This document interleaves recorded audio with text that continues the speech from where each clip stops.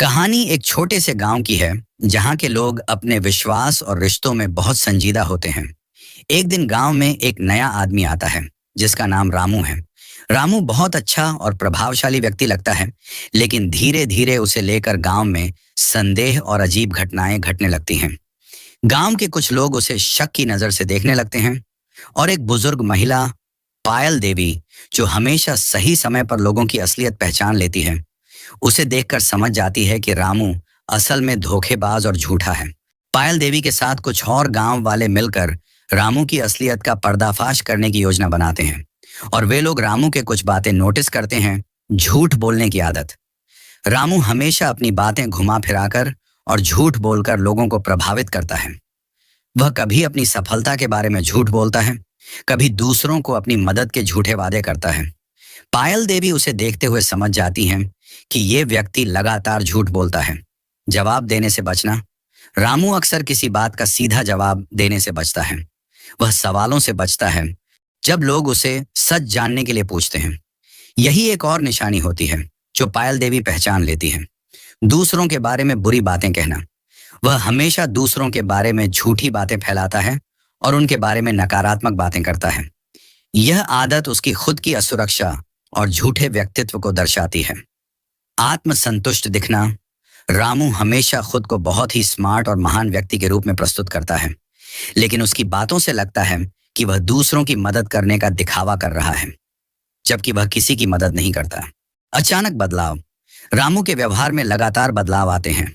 कभी वह बहुत मित्रवत होता है तो कभी दूर दूर रहने की कोशिश करता है। यह बदलाव उसके झूठे और धोखेबाज स्वभाव को उजागर करता है। कभी वादा न निभाना।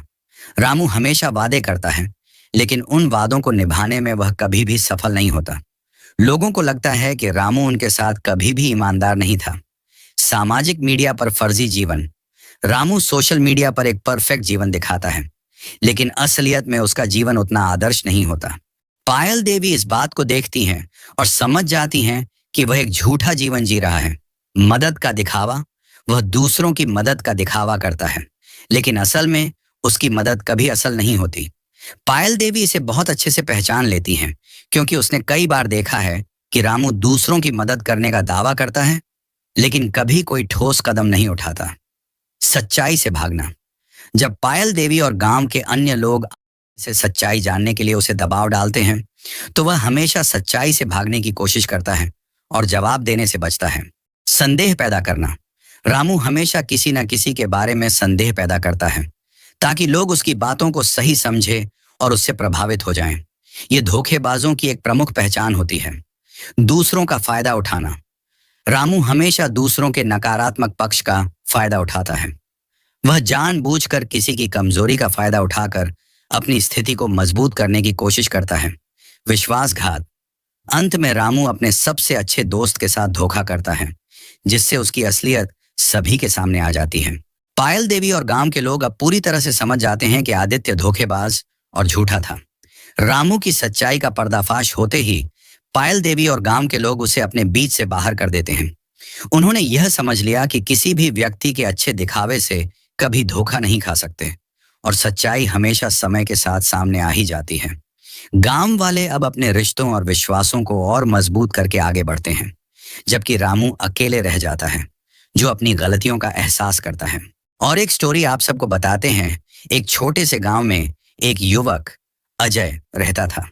वह एक ईमानदार और मेहनती व्यक्ति था, जिसका एक ही उद्देश्य था, अपने परिवार और गांव की मदद करना। लेकिन अजय का जीवन कभी सामान्य नहीं था। वह हमेशा अपने आसपास के लोगों से धोखा और झूठ सुनता था। गांव में एक व्यापारी श्याम सिंह रहता था, जो हमेशा दूसरों को धोखा देने के लिए जाना जाता था। वह लोगों से महंगे दामों पर सामान बेचता और कभी कभी तो नकली माल भी बेच देता था। लेकिन श्याम सिंह का एक विशेष गुण था। वह हमेशा अपनी बातें बहुत अच्छे तरीके से करता था, जिससे लोग उसे विश्वास करते थे। एक दिन अजय को श्याम सिंह ने एक नई योजना बताई, जिसमें उसने अजय से कहा कि वह उसे व्यापार में साझेदारी का प्रस्ताव दे रहा है। श्याम सिंह ने अजय को यह विश्वास दिलाया कि अगर वह इस व्यापार में उसके साथ जुड़ जाएगा तो दोनों की जिंदगी बदल जाएगी। अजय को यह सुनकर खुशी हुई और उसने श्याम सिंह के प्रस्ताव को स्वीकार कर लिया।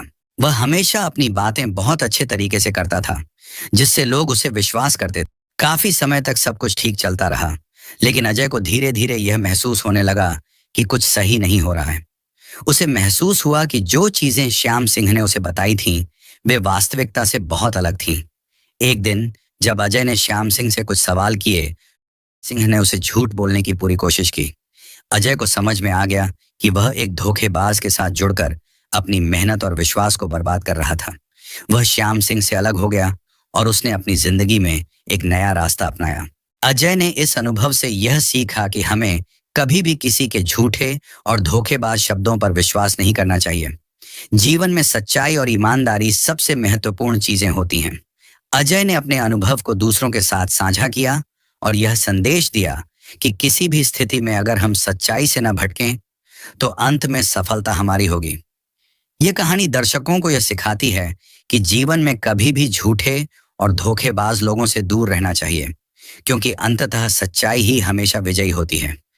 चलिए एक और स्टोरी बताता हूँ। बहुत समय पहले की बात है। एक छोटे से शहर में काजल नाम की एक लड़की रहती थी। काजल बहुत समझदार, ईमानदार और मेहनती थी। उसके माता पिता हमेशा उसे सिखाते थे कि सच्चाई और मेहनत से ही जीवन में सफलता मिलती है। काजल का सपना था कि वह एक दिन बड़ी अधिकारी बनेगी और समाज में बदलाव लाएगी। एक दिन शहर में एक नया व्यापारी आया जिसका नाम था मनोज। मनोज ने खुद को एक सफल व्यवसायी के रूप में पेश किया और उसे जल्दी ही शहर के लोग अपना दोस्त मानने लगे। उसने कई लोगों को अपने जाल में फंसाया और उनकी जमीन, संपत्ति और पैसे के साथ धोखाधड़ी की। वह हर किसी से अच्छे शब्दों में बात करता था और उसकी बातें हमेशा किसी सुनहरे भविष्य का वादा करती थीं। काजल ने भी मनोज से मिलने का निर्णय लिया, क्योंकि उसने सुना था कि मनोज एक बड़ा व्यापार करने वाला है और यदि वह उसके साथ जुड़ जाती है तो उसे भी सफलता मिल सकती है। मनोज ने काजल को बताया कि वह एक नया निवेश प्रोजेक्ट शुरू करने जा रहा है, जिसमें अगर काजल निवेश करेगी तो वह उसे बहुत अच्छा मुनाफा देगा। आदित्य के शब्दों में इतना आकर्षण था कि काजल को लगा कि यह एक शानदार मौका हो सकता है। काजल ने मनोज से सारी जानकारी ली और बिना किसी शक के उसके साथ निवेश करने का फैसला किया। उसने अपने पूरे पैसे मनोज को दे दिए, ये सोचते हुए कि उसका सपना अब जल्द ही पूरा होगा। लेकिन कुछ समय बाद काजल को महसूस होने लगा कि मनोज के साथ कुछ गड़बड़ है। वह हमेशा उसे टालता और निवेश का मुनाफा कभी नहीं आता था। एक दिन काजल ने मनोज के ऑफिस में घुसकर उसकी सारी किताबें और रिकॉर्ड चेक किए। उसने देखा कि मनोज ने जिस निवेश योजना का दावा किया था वह एक बड़ा धोखा था। मनोज ने शहर के कई लोगों से पैसे लिए थे और उनके पैसों से अपनी ही कंपनी में फर्जी निवेश दिखाकर धोखाधड़ी कर रहा था। यह देखकर काजल को बहुत गुस्सा आया, लेकिन उसने धैर्य रखा। काजल ने मनोज की सारी धोखाधड़ी का पर्दाफाश करने का ठान लिया। उसने अपने सभी दोस्तों और जान पहचान वालों को एकत्र किया और मनोज के खिलाफ सबूत इकट्ठा करना शुरू किया। बहुत मेहनत के बाद काजल ने पुलिस और मीडिया को जानकारी दी और मनोज की धोखाधड़ी का भंडाफोड़ कर दिया। आखिरकार मनोज को गिरफ्तार कर लिया गया और वह सजा भुगतने के लिए कोर्ट में पेश हुआ।